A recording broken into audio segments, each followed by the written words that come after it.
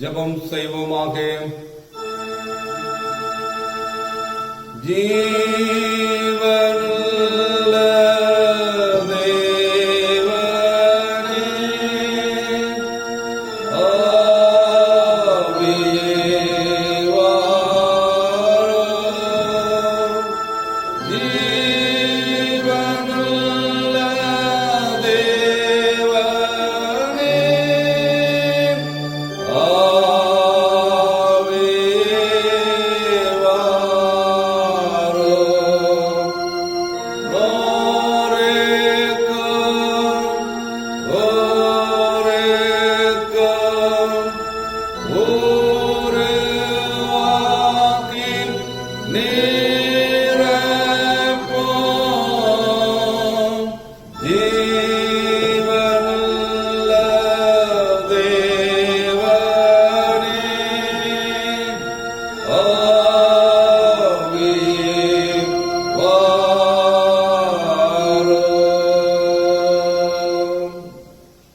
எங்களை நேசிக்கிற பரம தந்தையே, இந்த அருமையான மனமகிழ்ச்சியான உம்முடைய நாளுக்காக துதிக்கின்றோம், தோத்தரிக்கிறோம் சுவாமி.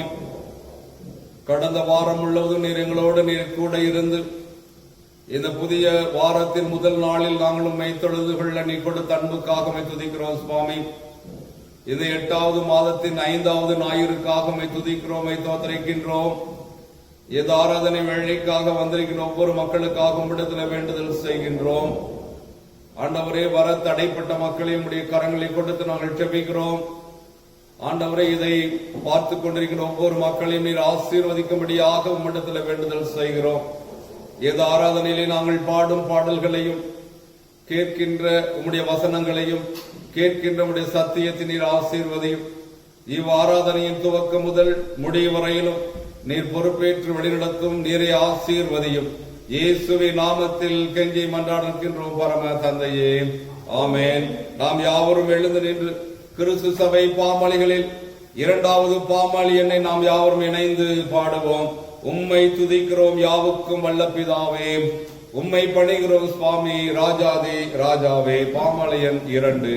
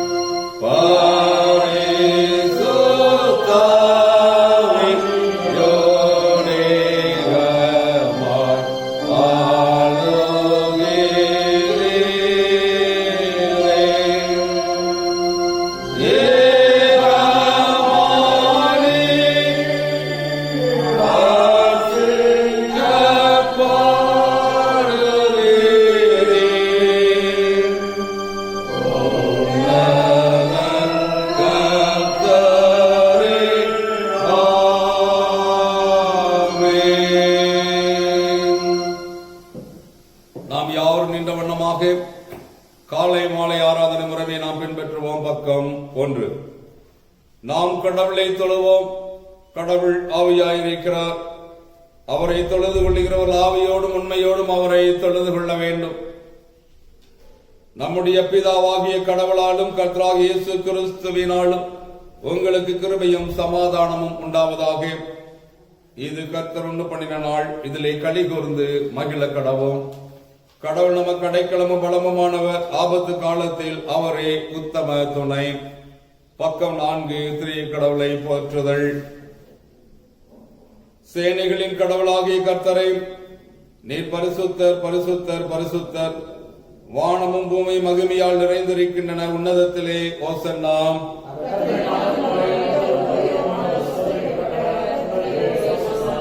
கடவுளே நீர் பரிசுத்தர், சர்வ வல்லவரே நீர் பரிசுத்தர், சாவாமை உடையவரே நீர் பரிசுத்தர், ஆண்டவரே எங்களுக்காக சிலுவையில் அறையுண்ட எங்கள் மீட்பர் எங்கள் மேல் கிருபையாயிரோம். பரிசுத்த ஆவியாகிய ஆண்டவரே எங்கள் மேல் கிருபையாயிரோம். ஆண்டவரே எங்கள் ஜெபங்களையும் ஆராதனையும் ஏற்றுக்கொண்டு எங்கள் மேல் கிருபையாயிரோம். எங்கள் தந்தையாம் கடவுளே, உமது வல்லமையாலும் ஞானத்தாலும் எல்லாவற்றையும் படைத்து உமது குமாரனை எங்கள் இரட்சகராக தரும்படி உலகத்தில் அன்பு கூர்ந்தீரை உம்மை போற்றுகிறோம். குமாரனாம் கடவுளே, பாவத்தை தவிர்த்து எல்லாவற்றிலும் எங்களைப் போல் மனிதனாகி எங்கள் பாவங்களுக்காக ஒப்புக் கொடுக்கப்பட்டு எங்கள் நீதிக்காக உயிர் தெழும்பியவரை உம்மை போற்றுகிறோம். பரிசுத்த ஆவியானவராகிய கடவுளே, எல்லா உண்மைக்குள்ளும் எங்களை வழி நடத்தி கடவுளின் அன்பை எங்கள் நெஞ்சில் பொழிகிறவரை உம்மை போற்றுகிறோம்.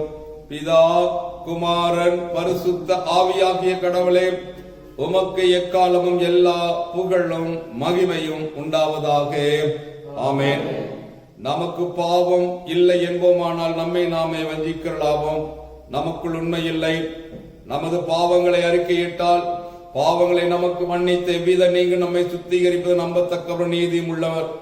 நான் எழுந்து என் தகப்பனிடத்திற்கு போய், தகப்பனே, பரத்துக்கு விரோதமாக உமது பார்வையிலும் பாவம் செய்தேன். இனி உம்முடைய மகன் என்று சொல்லப்படுவதற்கு நான் பாத்திரன் அல்லன். உம்முடைய கூலிக்கார் ஒருவனாக என்னை வைத்துக் கொள்ளும் என்பேன். கடவுள் ராஜ்யம் சமீபத்திருக்கிறது. மனம் திரும்பி சுவிசேஷத்தில் நம்பிக்கை வையுங்கள்.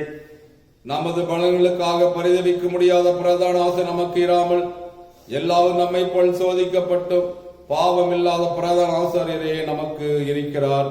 நாம் யாவரும் முழங்கால் படியிட்டு மௌனமாக நம்மை நாமே சோதித்து அறிவோமாக.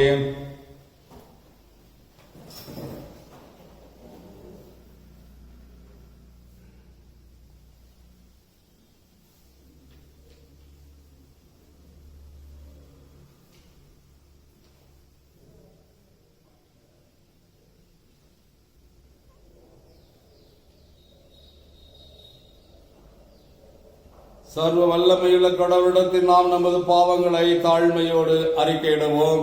பாவ அறிக்கைக்கு துணையாக 2ஆம் பாவறிக்கை ஜெபத்தை நாம் யாவரும் இணைந்து சொல்லுவோமாக.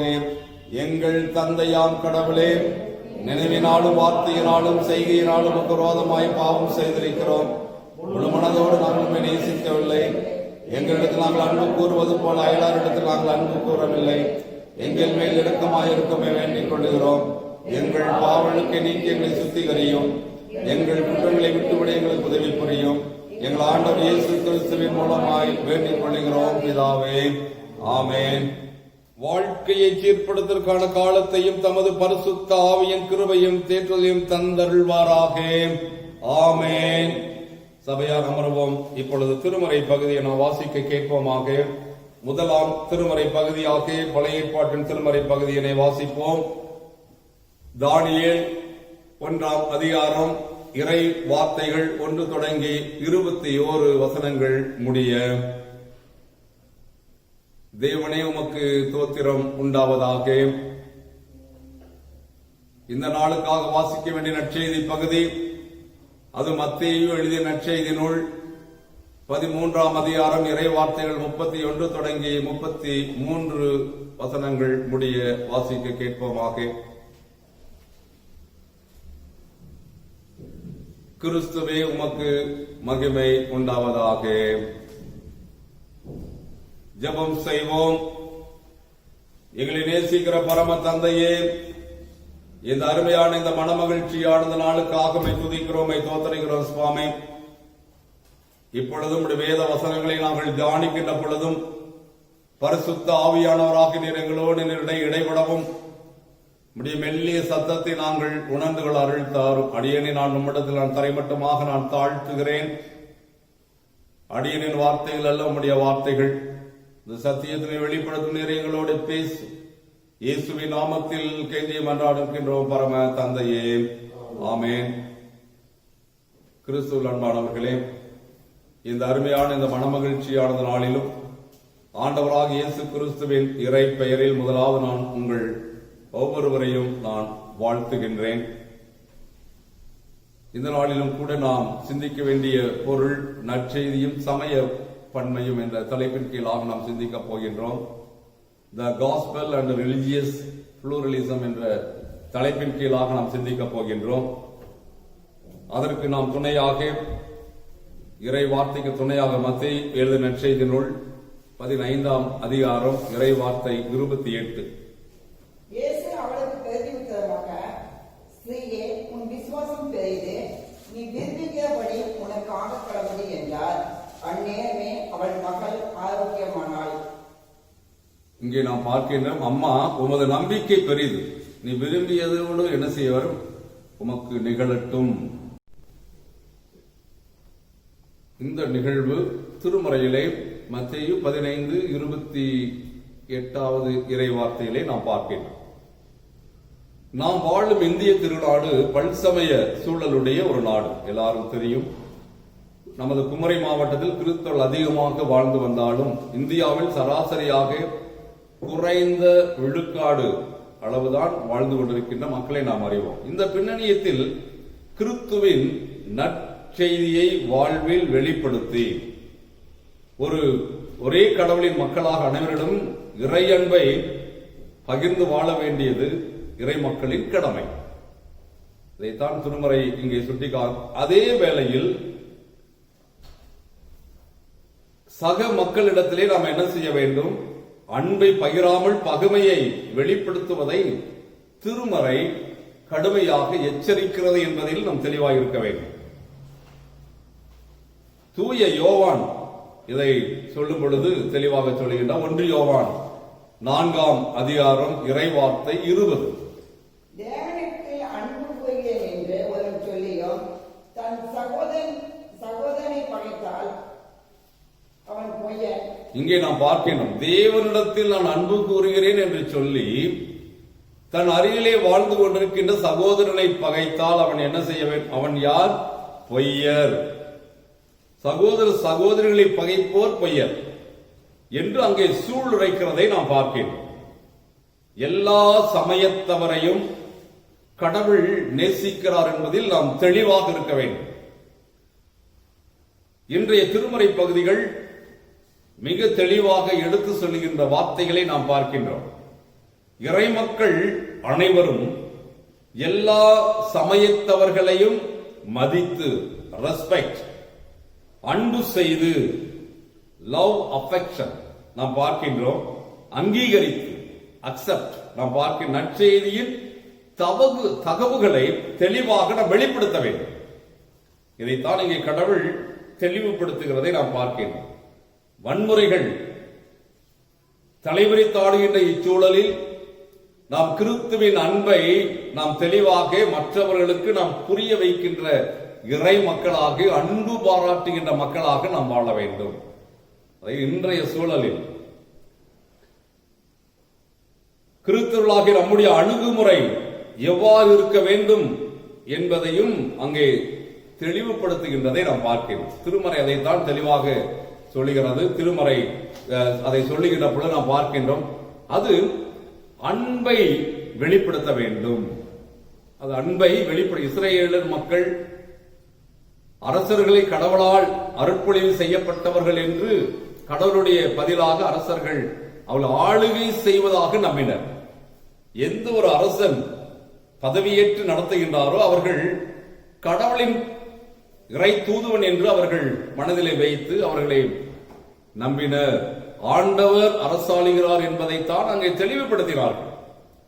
இதைத்தான் திருப்பாடல் தெளிவாக சொல்லி சங்கீதம் 97 1வது இறை வார்த்தை எடுத்துங்க படிங்க. கர்த்தர் ராஜரீகம் பண்ணுகிறார், பூமி பூரிப்பாகி, அங்க பாருங்க திரளான தீவுகள் மகிழ கடவது. இதைத்தான் இங்கே தெளிவாக திருப்பாடல் இறை வார்த்தை விளக்குகிறதை நாம் பார்க்கிறோம். இதே சங்கீதம் 99 1வது இறை வார்த்தை. கர்த்தர் ராஜரீகம் பண்ணுகிறார். போதும், கர்த்தர் ராஜரீகம் பண்ணுகிற ஆண்டவர். இந்நிலையில் தான் சைரஸ் கோரேசி என்ற பாரசீக அரசரை தாமே அர்ப்பணி செய்ததாக கடவுள் குறிப்பிடுகிறார். அது மட்டும் அவருடைய வழக்கரத்தை பிடித்துக் கொண்டு, இதை நாம் நல்லா யோசிக்கணும்.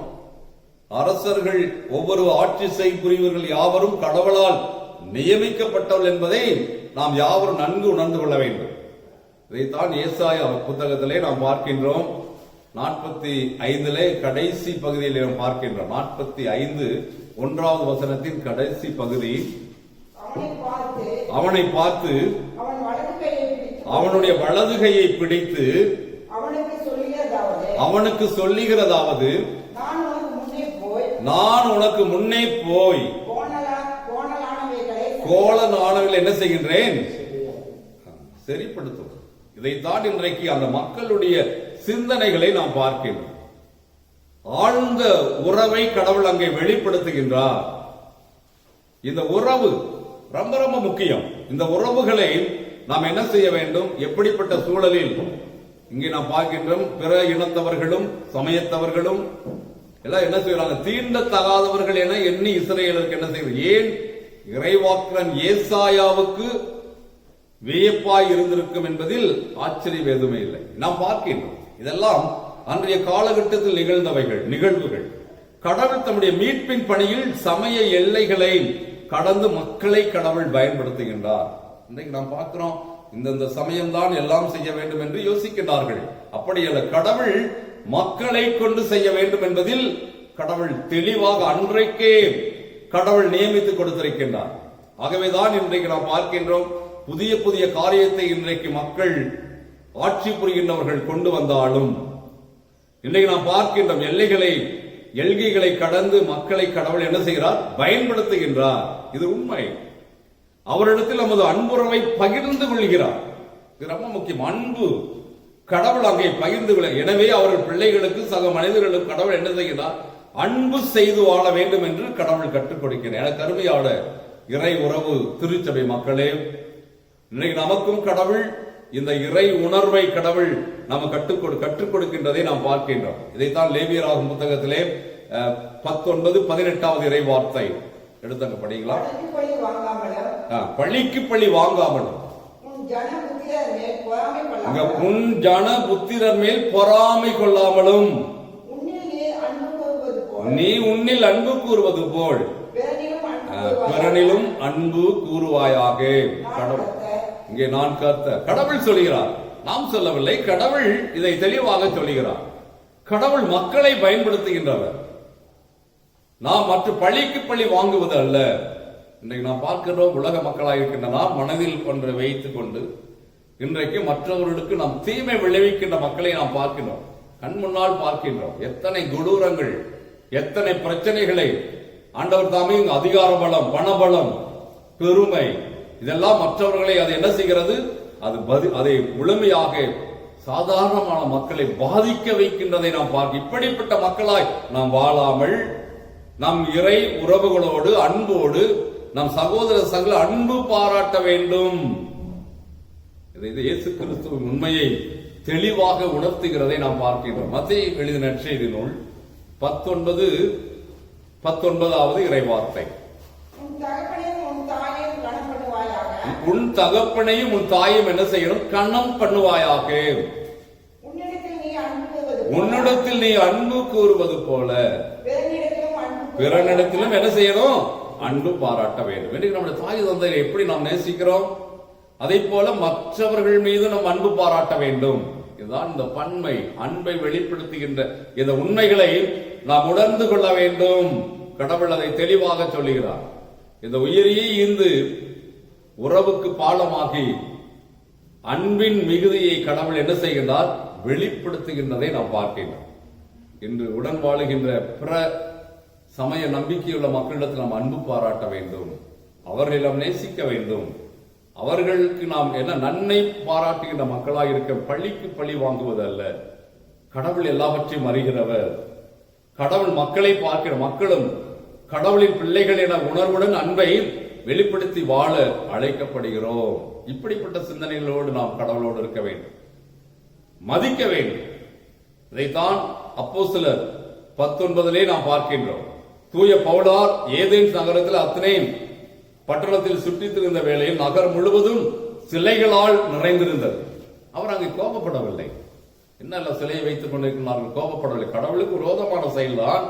அங்கே அவர் கோபப்படவில்லை. எனினும் அங்கிருந்த பிற சமய நம்பிக்கையாளர்களிடம், மெய்யியல் அறிஞர்களிடமும் கடவுள் பிலாசபர்ஸ் கலந்துரையாடுகின்றார். இன்றைக்கு கூட தமிழ்நாடு இறையியல் கல்லூரியில் கூட பல் சமய நண்பர்கள் வட்டம் என்று சொல்லி ஒன்றை வைத்திருக்கிறார்கள். இந்து இஸ்லாமியர்கள் கிறிஸ்தவர்கள் எல்லாம் ஒன்றிணைந்து, சீக்கியர்கள் எல்லாம் ஒன்றிணைந்து நண்பர்கள் வட்டமாய் இருக்க வேண்டும் என்று சொல்லி ஒரு கருத்து இயல்பை அதை முன்வைக்கின்றதை நாம் பார்க்கின்றோம். அப்படித்தான் அன்றைக்கு பவுல் இதை அந்த நாட்களில் செய்கின்றதை பிலாசபரோடு எல்லா ஜனங்களோடு என்ன செய்கின்றார்? இறை சமய நம்பிக்கையை கொச்சைப்படுத்தாதபடி. நாம் என்னைக்கு பிற சமயத்தவரை நாம் கொச்சைப்படுத்தவே கூடாது. அவர்கள் மீது நாம் அன்பு பாராட்ட வேண்டும், அவர்களை நாம் நேசிக்க வேண்டும், அவர்களை மதித்து அவர்களுடன் பொறுமையாக உரையாட வேண்டும். நாம் கோபப்படக்கூடாது. இதைத்தான் பார்க்க அவர்களது சமய பற்றை மெச்சுகிறார், அதை சொல்லுகிறார். இதைத்தான் 17:22 இறை வார்த்தை. அப்பொழுது பவுல் அங்கே மார்ச் மேடையின் நடுவிலே நின்று, அந்தணரே, எந்த விஷயத்திலும் நீங்கள் தேவ பக்தி, அதை நாம் பார்க்கின்றோம். இங்கே கடவுள் அங்கே சொல்லுகின்ற பொழுது வியந்து போனார்கள். சமய பற்றாளர்கள் அதை பார்க்கின்ற மெச்சினார்கள். அதை கண்டு வியந்து அவர்களை பவுலார் அரையோப்பாகும் மன்றத்திற்கு மார்ச் மேடையிலே அழைத்து சென்ற பொழுது அவர் சொல்லுகின்றார், இந்த தொழுகை கூடம் ஒன்றில் அறியப்படாத தெய்வத்துக்கு என்று எழுதப்பட்டிருப்பதை கண்ட பவுலார் கடவுள் அதை வைத்து ஒரு பிரசங்கம் செய்கிறார், ஒரு செய்தியை தெளிவாக விளக்குகிறார். கவிஞர்களில் கவிதைகளையும் மேற்கோள் காட்டுகின்றார். அந்த 28வது இறைவார்த்தை, அதே அதிகாரம் 28. ஏனெனில் அவருக்குள் நாம் என்ன செய்கிறோம்? பிழைத்திருக்கிறோம். யாருக்குள்? கிறிஸ்துவுக்குள் நாம் பிழைத்திருக்கிறோம். அதை பாருங்கள், அதை மிக தெளிவாக அழகாக சுட்டிக்காட்டு. அவருக்குள் நாம் பிழைத்திருக்கின்றோம். பிற சமய மக்களிடத்திலே நம்பிக்கையுடைய மக்களையும் கடவுள் இந்த இடத்தில் ஏசுகிறார். திருமறை அதைத்தான் ஒவ்வொரு இறை வார்த்தைகளும் தெளிவுபடுத்துகின்றதை நாம் பார்க்கின்றோம். எனக்கு அருமையான திருச்சபை அன்பு உறவுகளே, அவர்களது சிந்தனைகளையும் தெளிவாக அறிந்திருந்தபடியால் இன்றைக்கு கூட நாம் பார்க்கின்றோம், மற்றவர்களுடைய சமயங்களை நாம் மதித்து நடக்க வேண்டும். அதுதான் கடவுள் விரும்புகிறார். கிறிஸ்துவை குறித்து மிக பொறுமையுடன் கடவுள் அங்கு வெளிப்படுத்துகிறார். இன்று பல வேளைகளில் பிற சமயங்களை குறித்து எந்த அறிவுமின்றி சமய நல்லுறவை குலைக்கின்ற மக்களை காண முடிகிறது. இன்றைக்கு அவர்களை கண்ணா பின்னா என்ன எல்லாம் பேசுறாங்க.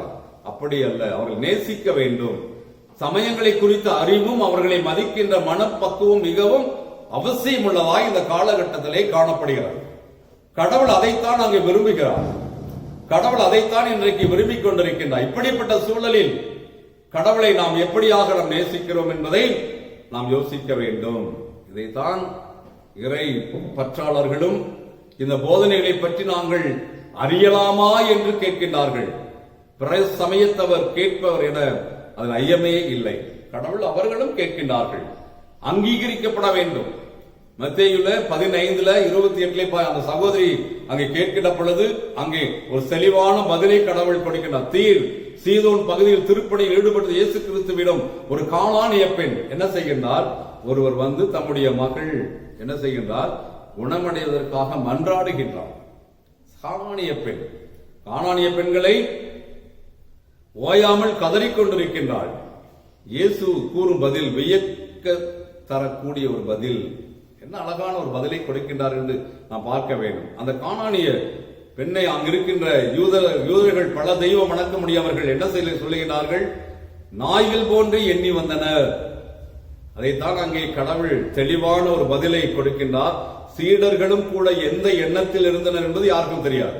ஆனா இந்த கானானிய பெண் பற்றுறுதியில் எவ்வளவு நிலைத்திருக்கின்றாள் என்பதை கடவுள் தன் உள் அறிவில் அறிந்தார். எனக்கு அருமையானவர்களே, இன்றைக்கும் கூட இப்படிப்பட்ட மக்களை நாம் பார்க்கின்றோம். இப்படிப்பட்ட சமயத்தவரை நாம் பார்க்கின்றோம். பேதுருவின் மனதில் இருந்த தவறான சிந்தனைகள், பேதுருவினுடைய மனதில் இருந்த தவறான சிந்தனையும் கூட கடவுள் என்ன செய்கின்றார்? மாற்றுகின்றார். இதைத்தான் அப்போஸ்தலர் 10ஆம் அதிகாரம் 10வது இறைவார்த்தை எடுத்துங்க, படிங்க. 10வது இறைவார்த்தை.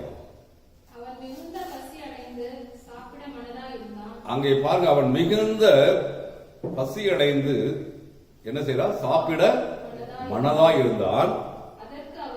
அதற்கு அவர்கள் ஆயத்தம் பண்ணுகையில் அவன் ஞான திருஷ்டி அடைந்து, அதிலே பாருங்க 19ஆம் வசனத்தை பாருங்க. பேதுரு அந்த தரிசனத்தை குறித்து அவன் சிந்தனை பண்ணி கொண்டிருக்கையில் ஆவியானவர் அங்கே உன்னை 3 மனுஷர்கள் தேடுகிறார்கள். இங்க பாருங்க இந்த காட்சி. பேதுருவும் கூட அதை உணர்ந்து பார்க்கின்றார். ஒரு காட்சியினூடே கடவுள் அங்கே வெளிப்படுத்துகின்றார், மாற்றினார். இது கடவுள் தெளிவுபடும். 34வது இறைவார்த்தை பாருங்க, அதே அதிகாரத்துல 34. அப்பொழுது பேதுரு பேசத் தொடங்கி, கடவுள் அங்கே பட்சவாதம் உள்ளவர் அல்ல, அவர் எல்லாரையும் நேசிக்கிற ஆண்டவர். இதைத்தான் பல்சமய சூழலில் இந்த நாம் இந்திய தேசம் என்பது பல கலாச்சாரங்களை கொண்ட ஒரு தேசம், எல்லா சமயத்தவர் வாழுகின்ற ஒரு இடம். இந்த இடத்தில் அவரை பார்க்கின்றார். இதைத்தான் கடவுள் நமக்கும் போதித்திருக்கின்றார். நம்முடன் வாழும் பிற சமயத்தவர்களை மனிதராக மதித்து அன்பு செய்து அங்கீகரித்து நற்செய்தி தகவல்களை வாழ்விலே நாம் வெளிப்படுத்த வேண்டும், நம்முடைய செயல்களிலே வெளிப்படுத்த வேண்டும். நாம் யார் என்பதை அவர்களுக்கு கொடுக்க வேண்டும், சுட்டிக்காட்ட வேண்டும். வார்த்தைகளால் நற்செய்தியை சொல்வதை விட நம் வாழ்வின் வழியாக கிறிஸ்துவை மற்றவர்களுக்கு நாம் புரிய வைக்க வேண்டும்.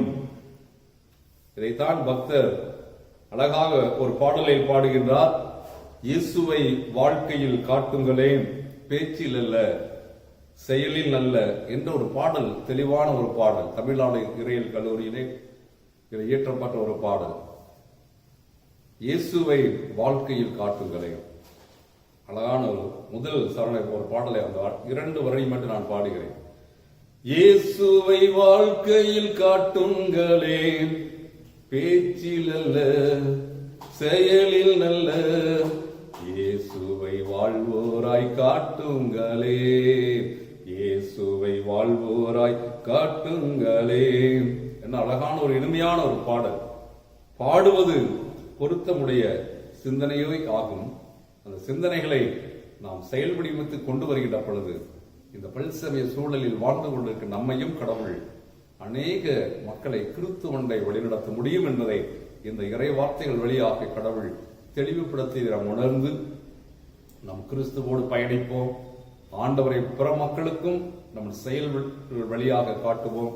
இந்த இறை வார்த்தைகள் வழியாக கடவுள் தாம் உங்களையும் உங்கள் பிள்ளைகளையும் கடவுள் ஆசீர்வதித்து காப்பாராக. ஆமென்.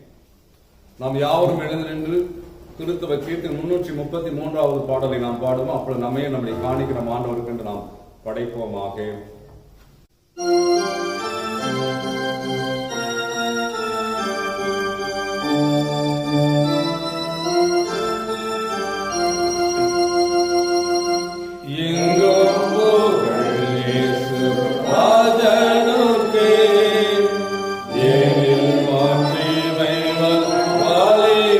Amen.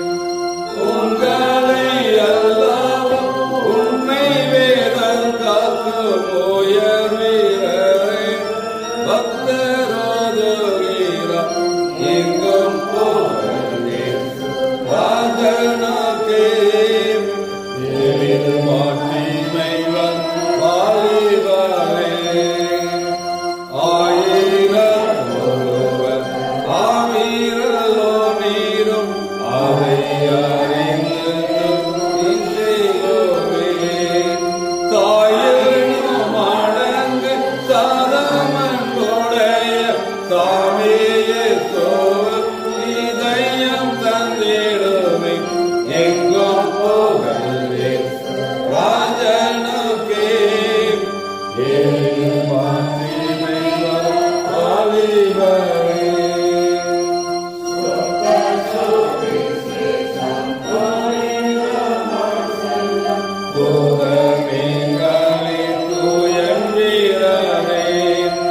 கர்த்தரின் பாதத்தில் காலை மாலை தண்ணீர் கருணை நீரை வசனம் கற்றிடுமே எங்கும் புகழ் இயேசு ராஜனுக்கே எழில் மாற்றிமைவர் வாலிபரே.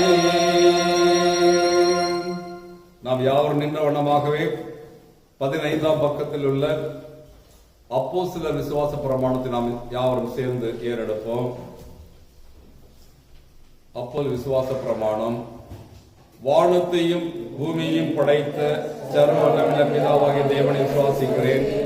அவருடைய ஒரே குமாரனாகிய நம்முடைய நாதர் இயேசு கிறிஸ்துவை விசுவாசிக்கிறேன். அவர் பரிசுத்த ஆவியினாலே கன்னியாகுமரியில் பிறந்தார். பொந்திய பிலாத்தின் காலத்தில் பாடுபட்ட சிலுவையில் அறையிருந்து மரித்து அடக்கம் பண்ணப்பட்ட பாதாளத்தில் இறங்கினார். 3ஆம் நாள் மரித்தவர்கள் எழுந்தள்ளினார். பரமண்டலத்துக்கு ஏறி சர்வவல்லமையுள்ள பிதாவாகிய தேவனை வலது பக்கத்தில் வீற்றிருக்கிறார். அவரிடத்தில் உயர்ந்தவரை மரித்தவர் நியாயம் தீர்க்க வருவார்.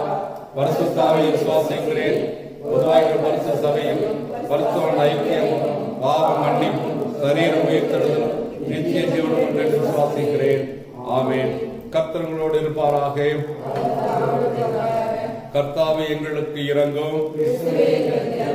நாம் யாவரும் இறைமகன் இயேசு கற்பித்த இறை வேண்டலை நாம் யாவரும் சேர்ந்து சொல்லுவோம். பரவடி எங்கள் பிதாவே, நாமம் பரிசுத்தப்படுவதாக, ராஜ்யம் வருவதாக, உடைய சித்தம் பரமண்டலில் செய்யப்படுவது போல பூமியிலேயும் செய்யப்படுவதாக.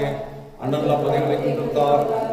எங்களுக்கு விரோதமாக கிட்டத்தால் மன்னிக்கிறதும் பாவடிகளுக்கு மன்னியும். எங்களை சோதனைகள் பிரவேசிக்க பண்ணாமல் தீவின் ரட்சித்துக் கொள்ளும். ராஜ்யமும் வல்லமையும் மகிமை நடிக்க முடியவைகளே. ஆமென்.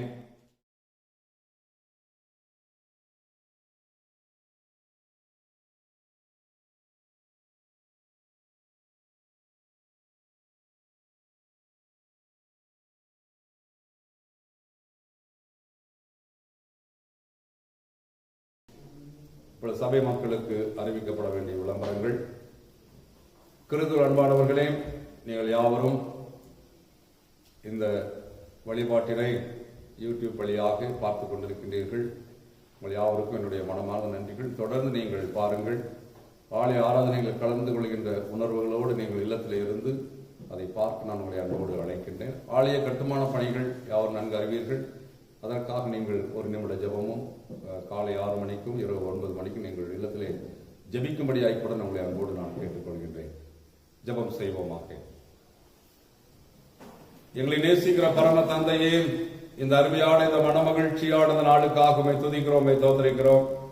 கேட்ட இறை வார்த்தைகளுக்காக துதிக்கிறோம். சத்தியத்தை அறிவீர்கள், சத்தியம் உங்களை விடுதலையாக்கும்.